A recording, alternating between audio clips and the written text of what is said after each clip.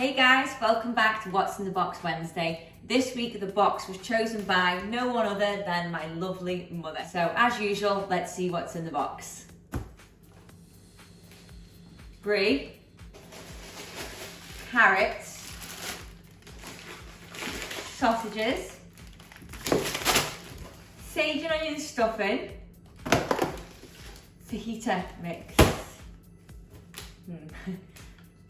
So I actually haven't got any initial ideas of what I want to do just yet, but I feel that all the ingredients are really kind of strong contenders, that they all kind of stand well on their own. The one ingredient a bit is the fajita mix, but again, I mean, it's just kind of smoky spices, isn't it? So we can still do something. I like this week's ingredients. They were actually very promising, so I'm going to go for a little pasta bake. I'm going to make some meatballs out of the sausages, and I'm going to use the Paxo as a binder to make them nice, kind of firm and juicy. I'm going to season that up with the fajita mix. I'm going to make a little tomato sauce. I'm going to use the carrots as a bit of a base for a sofrito with a little bit of onion and garlic. Mix it in with pasta and bake it with some melted brie on top. I think this week's a really promising box. I think my mum did well. Let's get to it. I'm just going to put everything into my little mini chopper because this is possibly my favourite piece of equipment in the kitchen. Old school but classic. So we do a little mixture of some carrots, a few cloves of garlic, and about half an onion to get a nice fine mixture. I mean, you can chop this by hand if you want, but honestly, look at that with a mini chopper. It just cuts it so fine and so fast. I'm going to fry that off in some olive oil on a medium heat till everything's nice and soft. I'm going to throw in our chopped tomatoes or passata, whatever you want.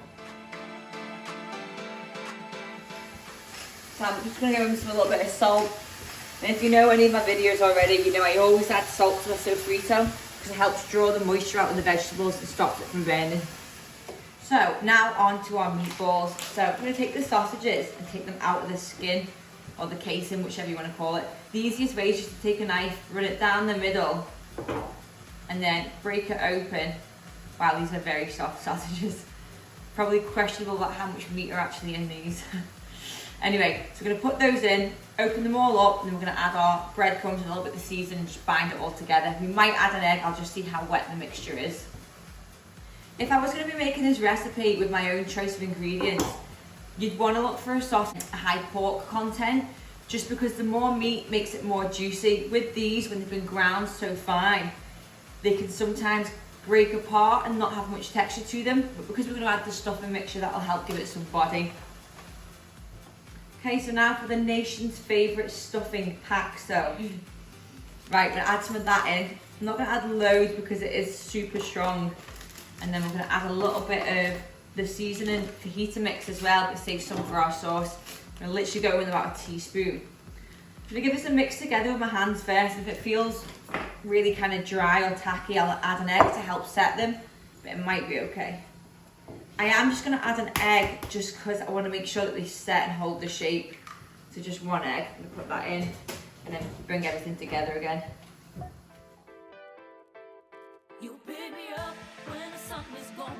Okay, that's coming together nicely. It's holding its shape quite firm. I'm going to roll this into balls now. I'm going to make mini meatballs because I think they just work better in a pasta bake, so everyone gets a mouthful of meatballs rather than huge, big, chunky ones. I'm going to roll these into balls and let them chill in the fridge. I'm going to put these into the fridge now and just let them chill to firm up so they don't fall apart when we bake them. So just a little note, that whole time I've made the meatballs, I've left this carrot, onion, garlic mixture on a really low heat. You really want to kind of soften it down almost to where the vegetables are caramelizing. Do not rush this process because you're going to get a really harsh, raw taste. So now I'm going to add in my passata. You can use chopped tomatoes, tinned cherry tomatoes, fresh tomatoes if you've got nice ripe ones. I'm going to add a little bit of water as well. And then put that on a low heat and let that simmer away while we cook our pasta and bake our meatballs off. Right, golden rule for ever cooking pasta for a pasta bake. You always undercook the pasta. There is nothing worse than biting into a pasta bake and the pasta just dissolves in your mouth. So this recommended cooking time is 10 minutes for al dente, 11 minutes for regular. I'm gonna put that in for about 6 to 8 minutes. I want it to still have a real bite to it. So it's gonna go into a hot oven for at least 15 minutes. I'm gonna just spray my meatballs with a little bit of extra virgin olive oil. This is my new obsession. This is La Spagnola extra virgin olive oil in a spray bottle. It's amazing. There's no thickeners or emulsifiers in it. So it's 100% pure, which I love. Highly recommend that. I'm gonna put them into a hot oven, about 180, 200 degrees, just until they get a nice even colour and they're cooked. Okay, the pasta's been in for 6 minutes. This is really hot, so is the pan. I'm gonna drain that and then just leave that to cool, steam dry in a little colander. Right, meatballs are ready. And you can just see as an example of why it's better to buy a higher pork sausage. There's a lot of fat that have come off these. Another reason why I like to oven bake them. I'm gonna bring over our pasta and our sauce. So, don't be alarmed about the amount of sauce we've got here, because remember, we took that pasta out really early, so it's still super hard, which means it's still got time to cook. And when it carries on cooking, it's gonna cook in that beautiful tomato sauce we've made, absorbing all that flavor. So, extra sauce is what we want. So the pasta's gonna go straight in. And then we're gonna toss through our little meatballs. I'm gonna save one for the chef to taste. Nina, do you want a little meatball? Yes. One for Nina. So I'm gonna put them all through and give everything a nice mix. I'm gonna add a sprinkle of Parmesan.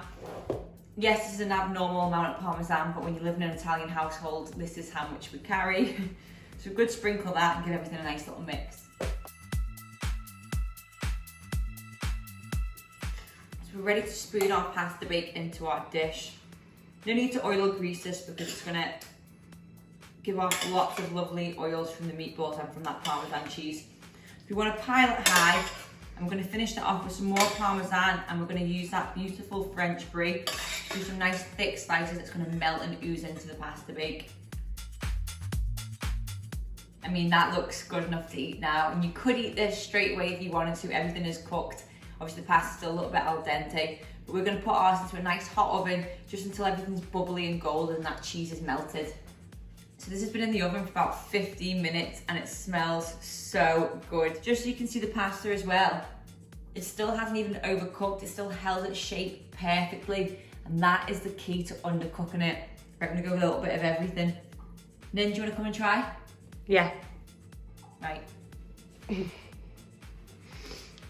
Now you've got no fork. So nice. Yeah, it does. Right, let's go.